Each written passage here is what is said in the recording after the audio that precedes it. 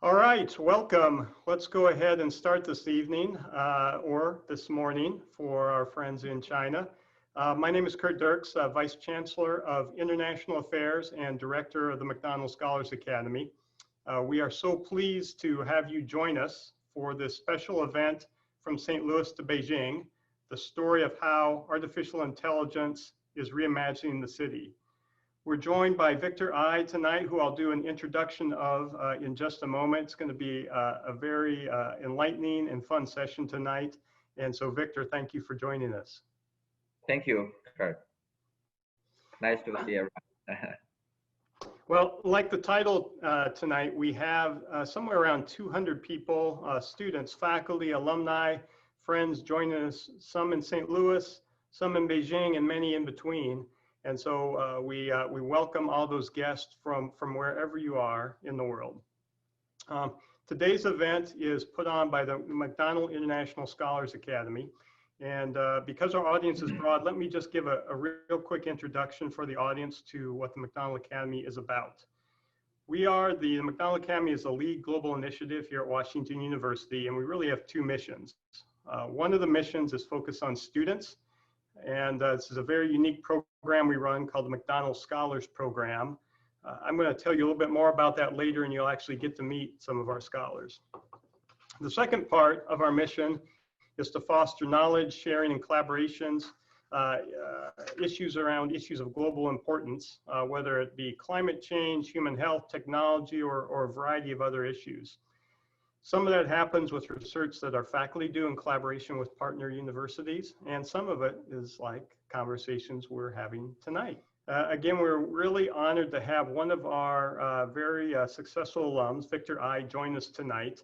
And I'll go ahead and give just a short background on Victor before we go ahead and kick off, and then I'll have Victor tell you a little bit about his own story. Victor Ai is an alum of Washington University in St. Louis, graduating in the Masters of Science program, Masters of Science in Finance. He also holds an executive MBA from Cheung Kong Graduate School of Business and a bachelor's degree in economics from Simon Fraser University in Vancouver, British Columbia. He is currently the founder and CEO of Terminus, which is a leading AI and smart service provider. Victor has been recognized in many ways for being a forward thinker, as an entrepreneur, and as an advocate of future technology. So let me share just a few of those awards that Victor has received and a few of those recognitions. He is awarded by Fortune magazine as within the top 40 Chinese business elites in 2019, the top 20 Chinese digital transformation pioneers by the Harvard Business Review. In the investment industry, he has also earned a spot in the top 100 venture capitalists by Forbes magazine and top 5 PE investors by China Renaissance. We're going to go ahead and post his full bio in the chat so that you can read about it, but obviously he has been very successful. Victor, you have had an extraordinary career, made us very proud to have you as a Washington University alum. And I know we've gotten to talk a few times. We've tried to meet multiple times in the last year. Got shut down by COVID all those times, but I'm looking really forward to being able to talk with you tonight, to be able to share your story. Great, thank you, thank you. Yeah, hopefully things will become better soon for everyone. We all certainly hope so. Well, let me just go ahead. I'm gonna jump into questions just a minute, but just to give the audience a preview of where we're going. Victor and I are going to go ahead and have a discussion for about the next 30 minutes here about some of the work he's done at Terminus, a little bit about his career. I'm really interested in hearing some of the latest strategy discussions he's had at Terminus and how AI is going to change cities of the future. And then we are going to bring in some of our McDonnell scholars who also have some questions. My experience is things always work better when students get to meet our alums like Victor and have that conversation. So we're going to go ahead and join some of those in later. So right now it's just you and me on the screen, Victor, and we'll bring our scholars in about 8:30 St. Louis time. I think that's probably 9:30 your time. But let's go ahead and kick off. So you graduated in 2007 from WashU, I believe.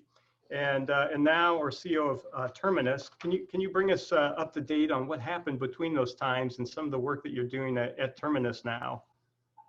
Yes, yes. Thank you, Kurt. First of all, I'm very honored to be here, to talk to our alumni and students in WashU. It's like feel like going back to home. So I'm very happy. I think we're still working hard as a startup company. But some of my background experiences I want to share with students there. I think talking about my career path during the past years, I think the dream starts in WashU, of course. I think my career can be break into three parts. First stage working as an investment banker, as what we were trained for from the Master of Science in Finance program. Then work in a private equity role, and then finally in a startup world. So I graduated from MSF and went to work in New York, in Wall Street, in JP Morgan as an investment banker, working on leverage buyouts, crunching numbers, um, doing models at that time.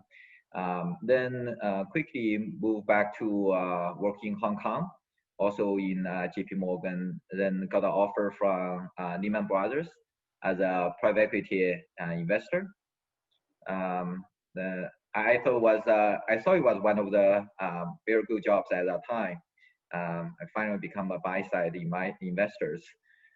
Then for what happens in 2008, and everyone knows, so Lehman Brothers, has some issues then.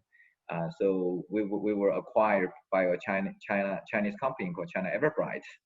So we started to build a startup private equity platform in China with China Everbright together.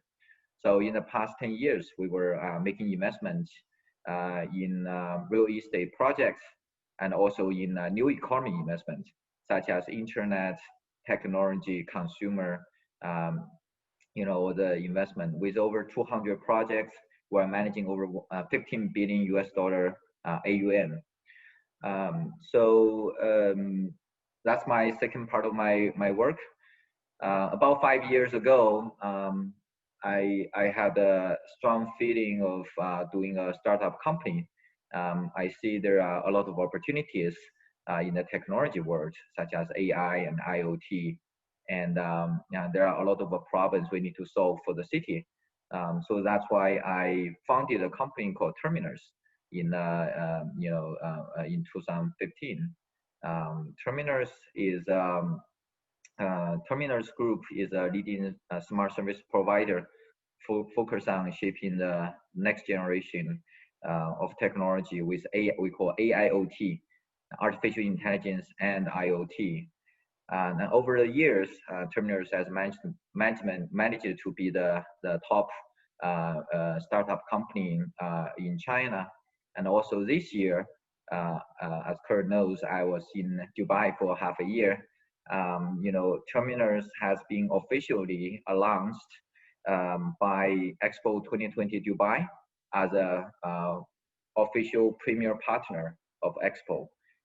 So we are working with Cisco, Siemens, Accenture, and SAP to provide all the digital solutions to World Expo, and helping to build Dubai as a next generation future city there. It's been a big step for Terminus. Not only become one of the largest AI company in China, but also going to the world globally.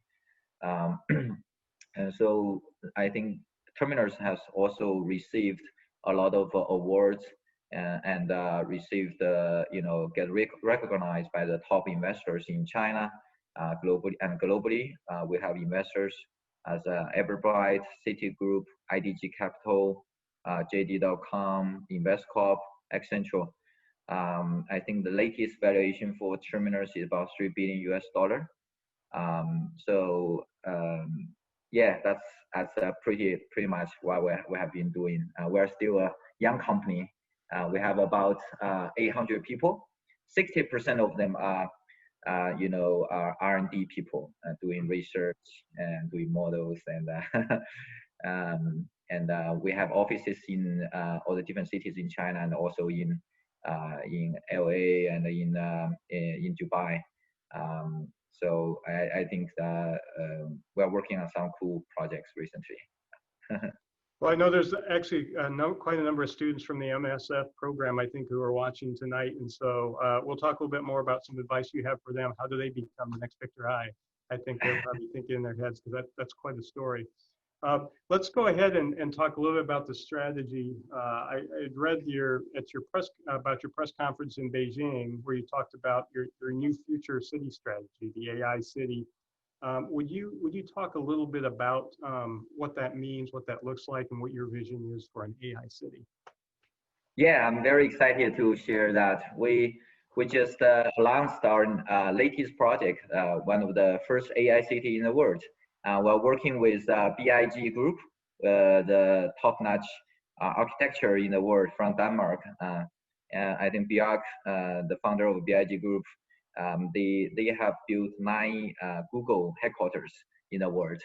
So and also they are working with Toyota Woven City. They are all future city models. So when we had this idea of building a AI city together, they are very excited. So after about more than 10 months working together, I think we just launched our project. Maybe I can give us a little view of our phase 1 project so that they can know what we're talking about. That'd be great.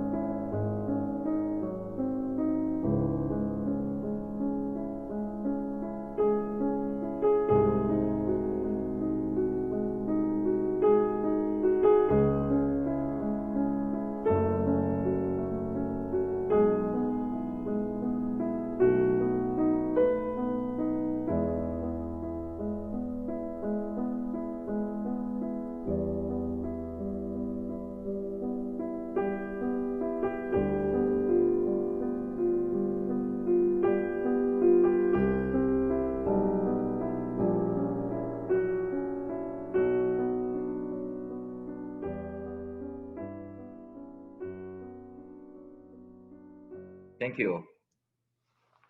Very, very impressive. It's so basically it's a short view of our project in the city of Chongqing in China, as one of the first AI city project we're working on. Later on, I can tell everyone a little bit more about what we are building there in the city. But before that, I want to spend a very few minutes to share to the audiences what we are doing as and why we are doing AI city.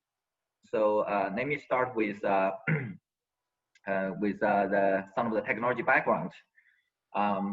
Because we were investing a lot of different projects in the past 10 years. We have summarized what we see the trend of the technology revolution in the world. So we classified the different stages in the history we recently, from the internet, we call it from internet to intelligence, because for the past 20 years, everything is dominated by the internet companies, and now the world is moving to the AI, to the intelligence world. I think everything happened because of the reason. We found all the change and the transform of the businesses because of the infrastructure change. So if you look at in the 3G network time, we have most of the the famous internet companies coming from this time, like Amazon, Cisco, Google, and Microsoft. In China, we have Alibaba and Tencent, which obviously the giant internet companies in China. Then you know, as a 4G network comes, you know, we have a much better you know, network. We have a lot of new applications, especially the smartphone, and you know, we have the you know, all the different apps like TikTok, short videos, live streams. So that's why during this time we can see Netflix, TikTok, Twitter. You know, everything is based on the mobile internet. Um, so I think since 2018, I think the world is talking about 5G or even 6G. With this infrastructure, the world moves into the intelligence time, or we call the AI economy time. So we're in this part, you know, we can see a lot of companies focus on AI, IoT, autonomous driving, VR, AR. So that's you know, that's a new totally new business model, you know, based on this infrastructure and technology. So this is to show everyone that you know, what we are doing now. Why we are doing now is, I think one of the biggest reason is because of the infrastructure change in the back. So when we see AI city from the terminal's point of view, we actually break it into 4 stages. Starting from 5 years ago, we were working on AI city 1.0 and 2.0, which is, you know, 1.0 we are providing a lot of the smart services, smart hardwares. You know, those hardware and services devices can provide you know, like a smart home, or you know, some of the experiences of the you know, smart city. Then in the 2.0 stage, we are providing a lot of solutions. So which means not only with hardware, we have platform software and hardware together to solve some particular problem, like environmental problem, like you know, the fire protection you know, problem, those kind of things. That's what we have been doing. Then now and going forward, I think we're working on the AICT 3.0 and 4.0, which is building a whole city as a AI city, as a big product. So you can imagine now we are building not a smartphone, not a smart car. We are building a smart city as a whole, a big smartphone. So that's the you know, the video we just saw is the first smart city AI city we're building in China. And over in the next few years, we're expecting to build a AI city network over the world, where all the AI cities will share similar standards, and they can transform all of the you know, like the data, and you know, they can get connected with all the online apps and services. So like the one we are working in Dubai, you know, will be connected as part of the networks as well. So that's our vision for the next 10 years. Right now, for the past 5 years, terminals have completed over 9,000 projects all over the world, and we are providing you know, services as cloud devices and edge computing you know, products, and we have over almost 1,000 patents all over the world. Has been ranked as a top IoT and AI company by Gartner 6 times, you know, in the past. To make it short, Terminus AI City. What is Terminus AI City? It's a combination of hardware, software, and the ecosystem. So the hardware is talking about the urban infrastructure, and we have our OS, kind of like Android OS for the system, for the city operating system. And then above that, we have all the applications.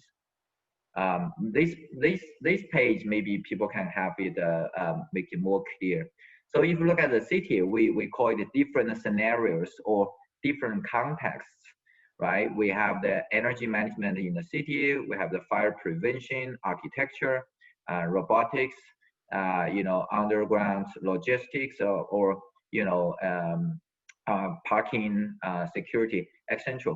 So everything in the city, before it was isolated from each other. All the systems are isolated. It's not an integrated systems. That's why we have a lot of problems, such as the transportation problems, right? When you go to one place to another place, sometimes you cannot get connected.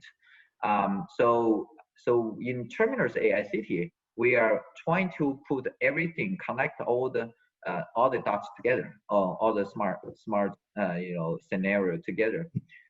Using our AI and IoT technology, we want to first of all digitalize all the scenarios, because in the physical world, it's not generating data in the past. But now with the IoT, with all the sensors, with all the technology, we can generate data every second. Then we upgrade, upload all the data in the network. We call it networked data.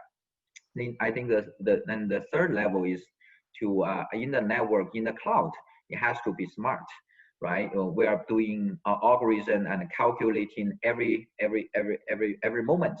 And then I think the last part is autonomous decision making. The machine will send back the decision making to the physical world through our IoT control, so that make it a loop of of the autonomous control. So that's how we are trying to do with AI City. Now we'll solve a lot of problems. If you look at more specifically, if you compare AI City with a smart car, maybe with Tesla, as I said, if we are comparing hardware, software, and ecosystem, the three main parts of Terminus AI City. In the hardware, it has to be, first of all, it has to be very beautiful, good looking, futuristic. So on the left, you can see this picture of the of our AI City.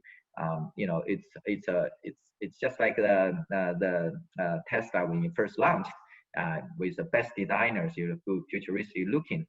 In our AI City, it's one of the very important things we have.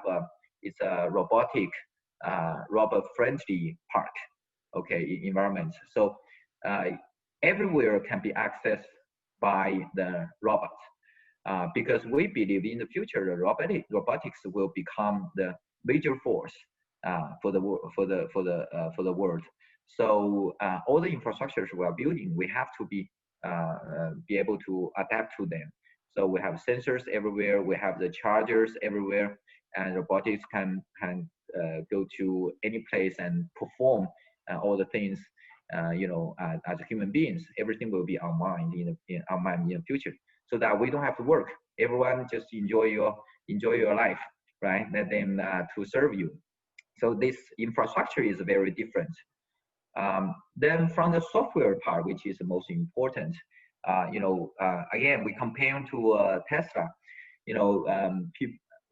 One of the big difference with smart car as a normal regular car is the smart car have a centralized control system, right? Which the ECU, they call the CCM. So all the power, audio, everything is controlled by one system, and also it's so that's why when a Tesla is moving on the streets, it's sending data and collecting data all the time, and it can be upgraded remotely. So which is called over-the-air OTA.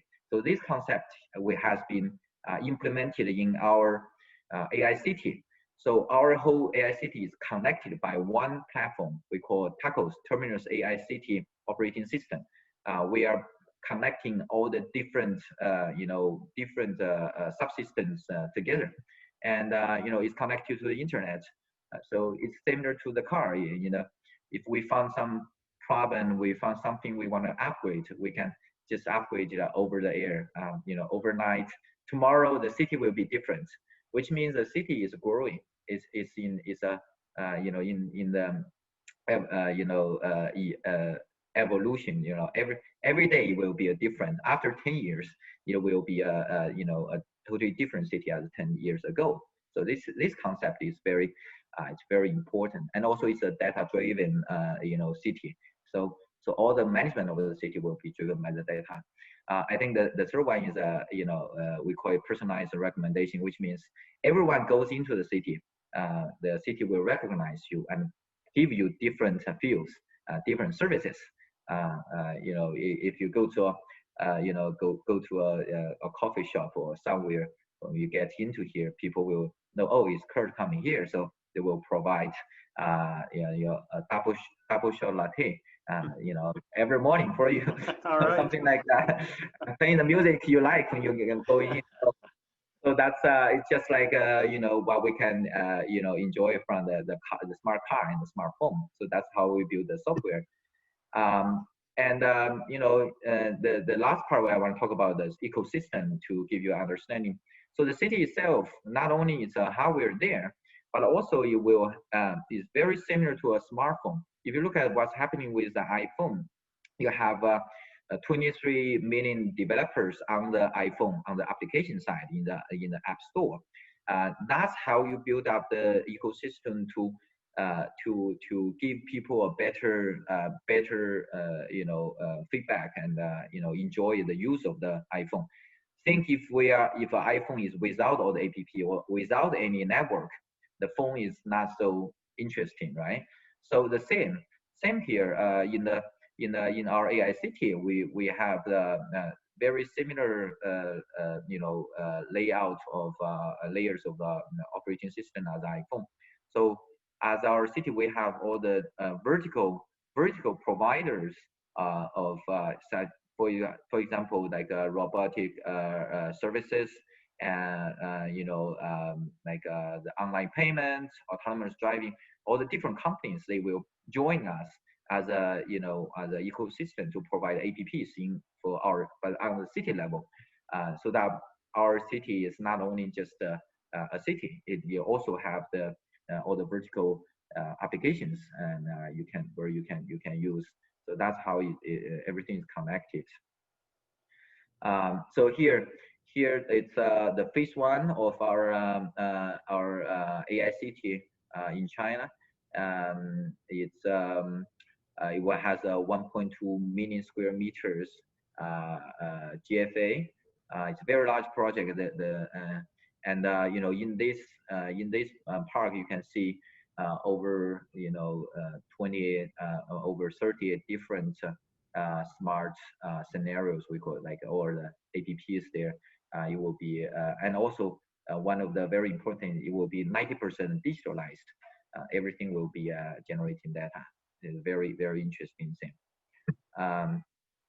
So not only China, we are working with, as I mentioned earlier, we're working with Dubai Expo. Dubai Expo is one of the most advanced future city in the world.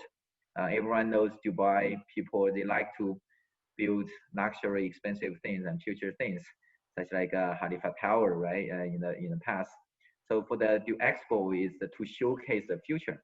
It's very interesting. We will be opening in October 1st, 2021, and there will be over 200 countries and over you know, showing their countries elements there, and there will be over 20 million people visiting there.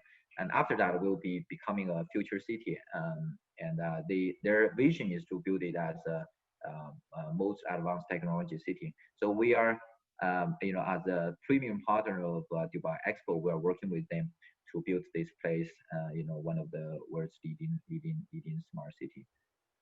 Yeah. So yeah, that's basically a little bit background of what we are doing here. I have to say that is quite an impressive vision, and just to think about how you and your team developed that, you know, is hard to imagine. To be able to see into the future, I frankly have to say is really impressive, and is really, I guess, an interesting view into perhaps a crystal ball. Let's spend a few minutes talking about, you know, how you got there. What was it that when you left Olin that, you know, allowed you to make those different jumps and transitions and eventually jump into, you know, working on and creating a city like this? So um, I have a few questions, and so let me go to this one about career and how you got there. So, you know, let's go back to again where we love to say you started here at Olin at the at Washington University. You know, what did WashU or your education to business school, how did it help you start you on this journey? And for those students who are currently going through the program, do you have any advice for them? Yeah, I think it's going to WashU is the right decision for you, and I think it's a great program. Well, because I joined Olin for the MSF program back in 2006. I think that time we were one of the first programs. For this. So everything is new for us. Obviously, I think the faculty has put a lot of effort to make this work.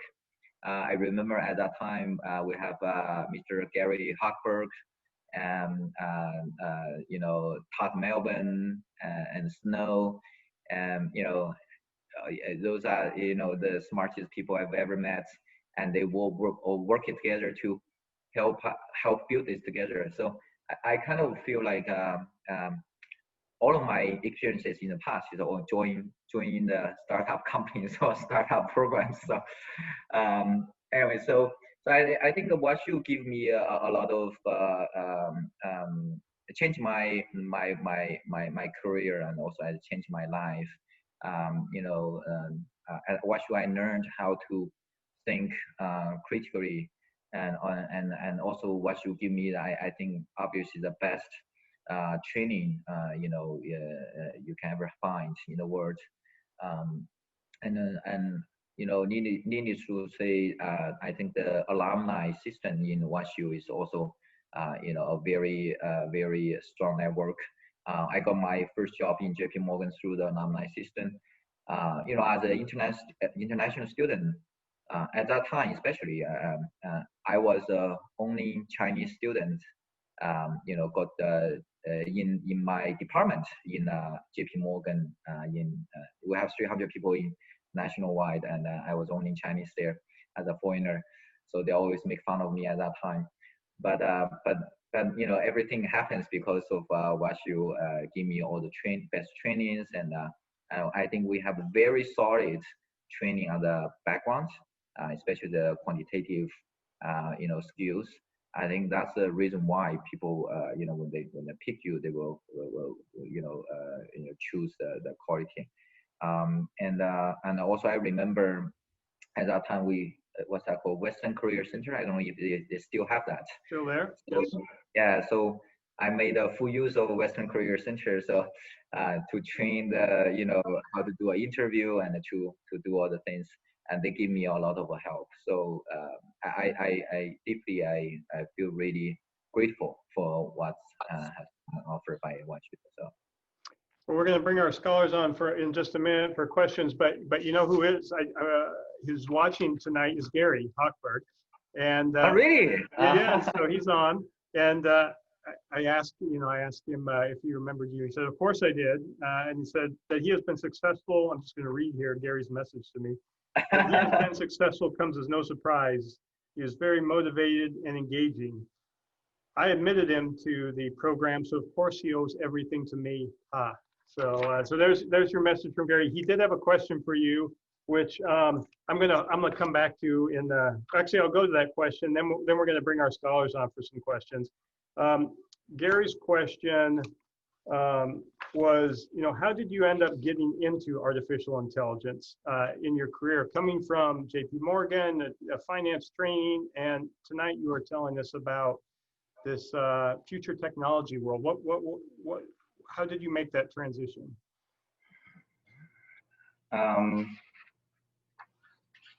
I think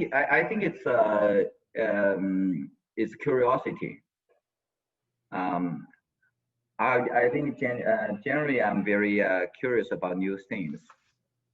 So when I was in WashU at that time, my interest was to become an investment banker because at that time they told me that's the highest paying job there as a graduate student.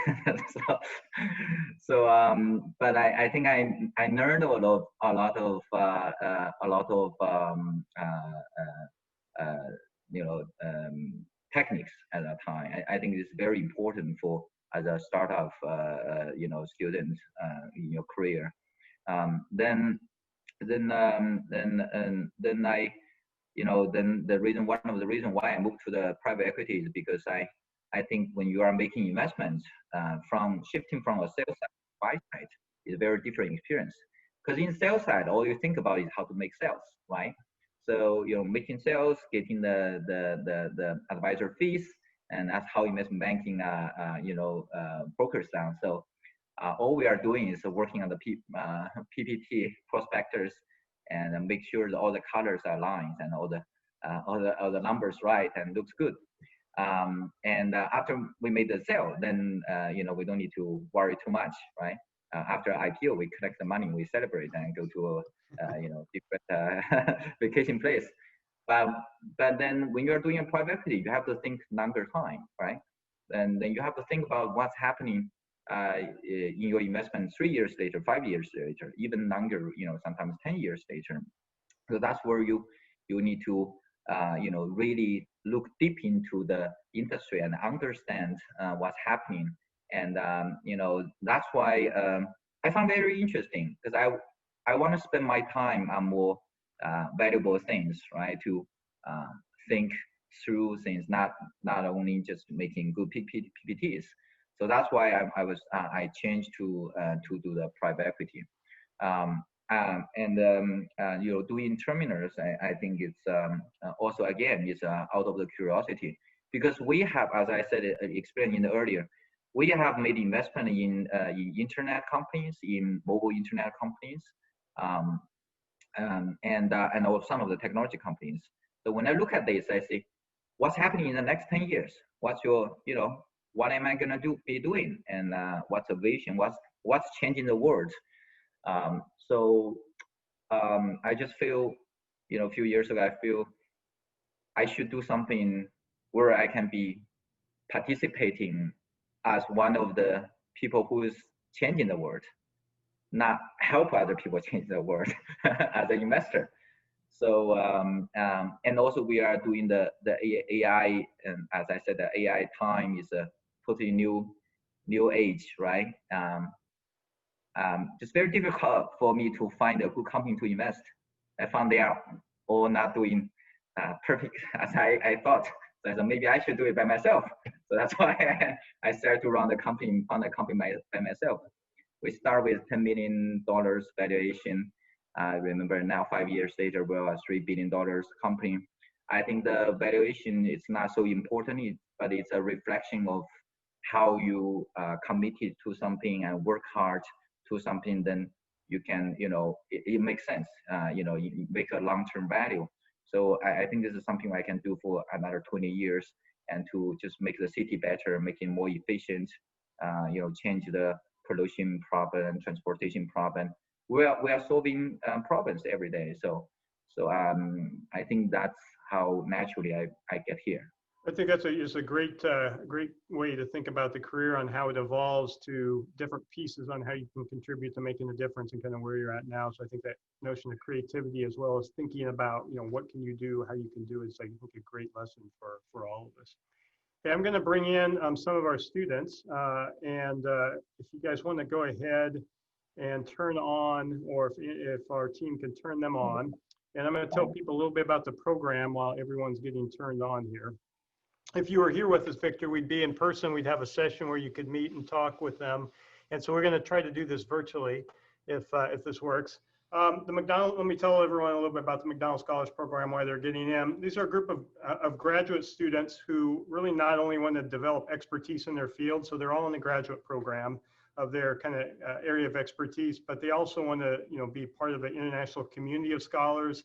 They want to have a global perspective. They want to be think about how to continue to push their leadership skills forward. We have about 85 in the program now. A very competitive program to get in, but we have about 85 who are currently in the program, and they're from all over all across campus. So people from business, engineering, social work, law, cancer biology, literature, psychology. It's a wide range. It creates a fascinating discussion there, as well as all around the world. And we have tonight with us a small set of them who are just our business and some of our business engineering students, since I thought your career was a fit for that. We'll go ahead and do just a super quick introduction, then have them ask you a few questions to kick in so you can meet them. So we'll go ahead and just go around, and if you could just tell us your name, what program you're in, and where you are from originally. And I'll just go ahead to make it easy and call out, and I'm just going to go as I see you on my screen. So Andrea, go ahead. Nossa, hi Victor, my name is André Luiz. I'm from Brazil originally. I studied at the State University of Campinas, and right now I'm gonna study in St. Louis in the PhD at Systems Engineering. Thank you. Messi? Hi, my name is Messi Lee. I'm from South Korea originally, and I study PhD in computational and data sciences. Thank you. Gil? Victor, nice to meet you. I'm Gil, full-time MBA over here and scholar, of course, and I'm representing this year Celia back in Israel, and I'm also a product manager in a visual AI platform for retailers. Charlie? Hi, very glad to meet you. My name is Charlie. I'm doing my PhD in online business school, and I'm originally from South Korea too. Aurora? Hi, Victor. Nice to meet you. I'm Aurora Chen. I originally come from China. I'm currently doing my Master of Public Health as well as my program. Chen Cheng? Hi, Victor. Nice to meet you. My name is Changqing Wang. I'm also from China. I'm now doing my PhD in electrical engineering. And Raphael? My name is Raphael Kujo. I'm from the University of Ghana, a second year all-in full-time MBA candidate. All right, thanks guys. We're going to go ahead and just go through a few questions while we have time. And they had submitted some of these ahead, so I'm just going to ask you to go through. Andre Luis, will you talk about I thought I had a really interesting question for Victor. All right. So Victor, it is one thing to develop devices using AI to solve specific problems, either in the domestic or the industrial fields. However, it is another completely different thing to propose and conceive the management of an entire city using AI-related technologies. My question is, as a leader, when is the moment in which you realize that your company is ready to face a challenge like this one, and when do you decide to make to take the initiative? Yes. So I think it's an ongoing program. So I think the challenges and the problem we are facing in as a city management, it's a huge thing, right? So all the different aspects. I think with all the technology, we can only make progress and improvements, one by one. But I think the direction is right.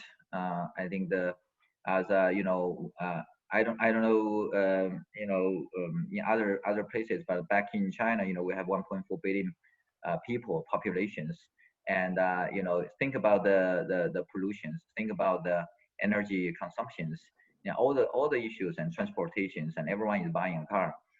So all the problems in the city is making us more and more difficult to manage. So when we have this vision of building a future city, we know some of the current technology cannot achieve there.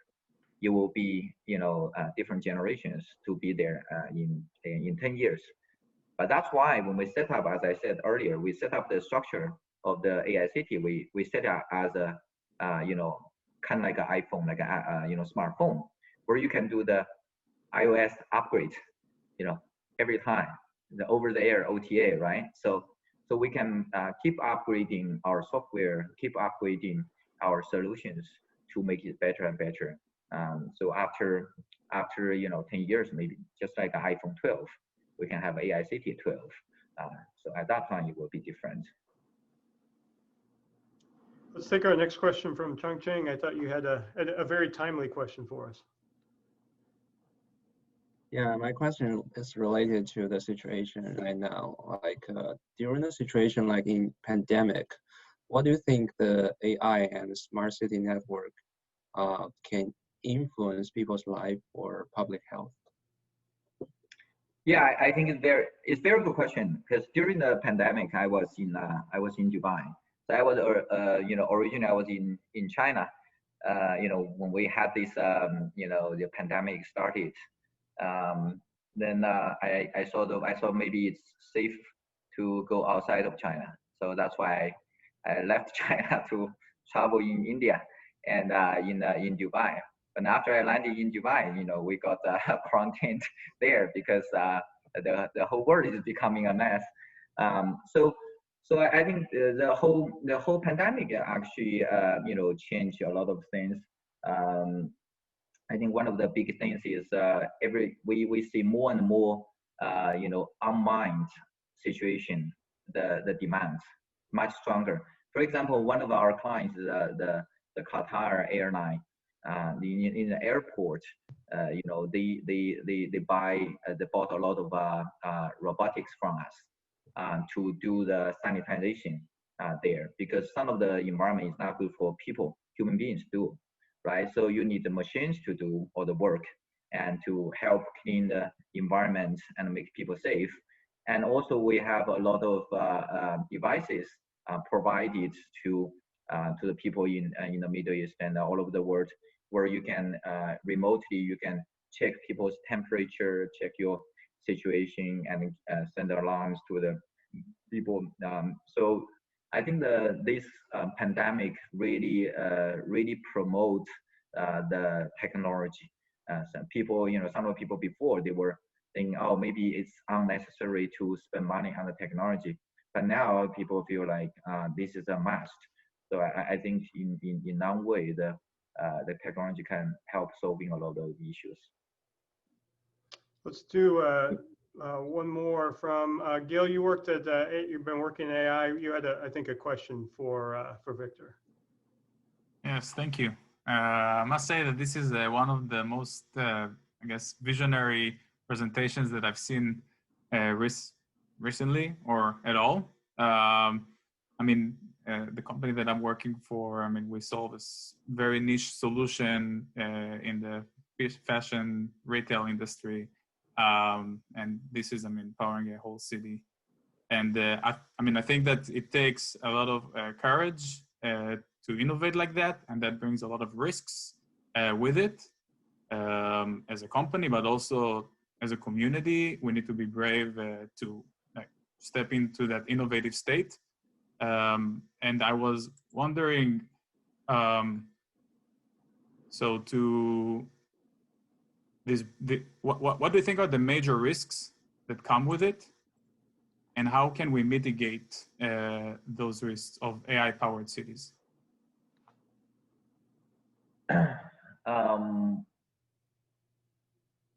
I think the major risk is,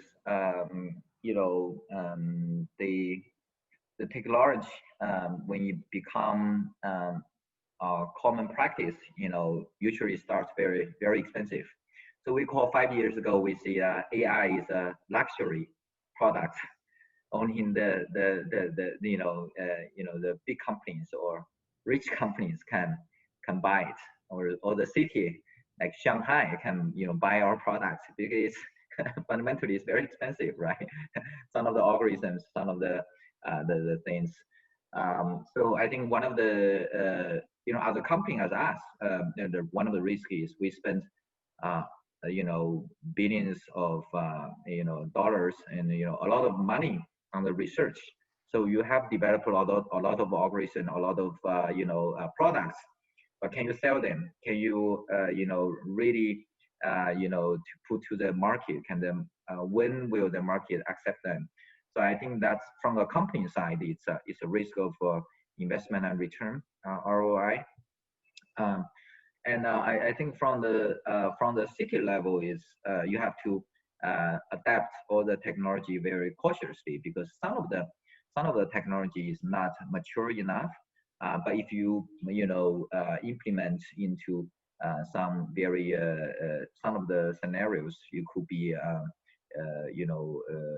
very risky thing. So that's why you need to do it step by step and usually we start with a smaller area, like the one you see in our AI city, because it's a smaller place, right? It's like a kind of like a small town that you can, inside there, if your robot, stop in the middle of the road, it's okay, right? We can immediately send people to move it away. But if you put into a city like Beijing or Shanghai in the middle of the traffic, it's going to be a problem. So I think that the risk for the government is they have to do things step by step and gradually to achieve the vision. So. Okay, so I have one more question before we wrap up. Thank you, Gil. Thank you, Victor. One of the things that we talk about a lot in the Academy is this notion of being a leader, and that means something different, I think, to everyone. Everyone has a different way they think about it. Would you just kind of share what do you think about when you think about leadership, and are you a leader, and how do you think about that concept? I think I'm still learning to be a good leader. but as I'm managing over 1,000 people right now from all over the world, I think I do have some of the experiences. I think obviously, first of all, being a leader versus being a professional people is different. Before the building terminals, I was a professional people, right? I work in the investment bank. I work in a private equity side. All I need to know is I just be good at what I'm doing. So everything I'm doing is to make sure I'm successful. And but as a leader, I think the key is to make other people successful. So now from my side, I'm trying to coach and educate all of my people and help them. And when they grow, then they become successful. I'm a good leader.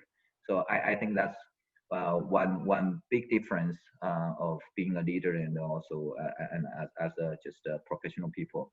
I think another thing is as a CEO of company, before when I'm doing investment or investment banking, I make a decision, every month or every week.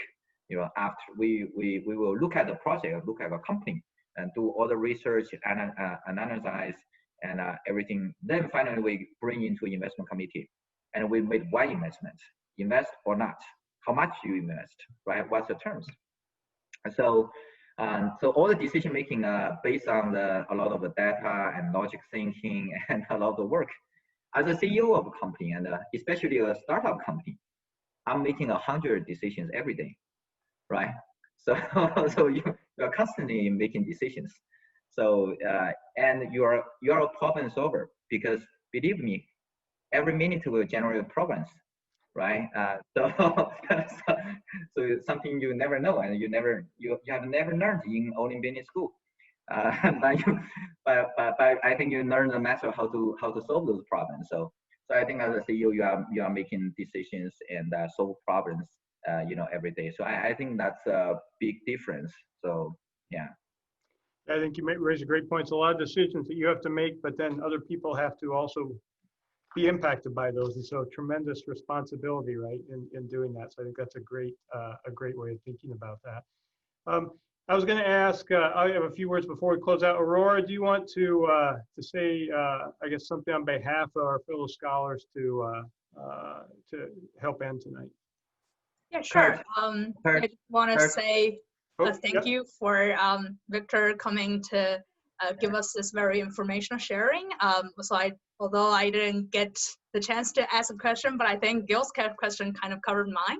So yeah, I do feel that I learned a lot about how Terminus is reimagining smart city ecosystem using AI technology. And I was definitely really impressed by Victor's experience for sure, as a business student as well. So yeah, just thank you again for sharing with us. And also thank you for all the staffs from McDonnell International Academy for hosting this event. Thank you, thank you. So Kurt, before we go, I have two more things I want to mention. Yes. So because you mentioned Gary is here, so I want to show you something. Just 1 second. Can you see the screen? Ah, look at that. There's Gary, Jan Snow on the side there.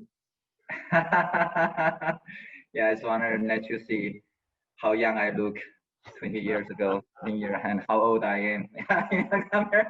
So this is yeah, from the school and Gary. So yeah, that's all the good memories I have.